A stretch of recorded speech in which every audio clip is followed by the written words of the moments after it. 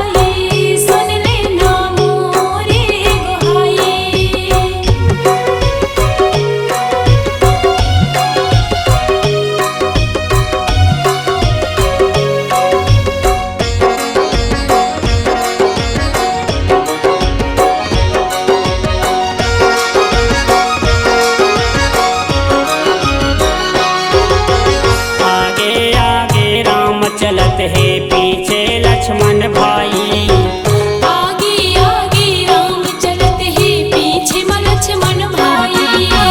पीछे लक्ष्मण भाई उदाई, पीछे लक्ष्मण भाई, आगे आगे राम चलत है पीछे लक्ष्मण भाई। बीच में चल सीता माई, बीच में चल सीता माई, सुन लेना मोर गुहाई, मोर दुर्गा उदाई।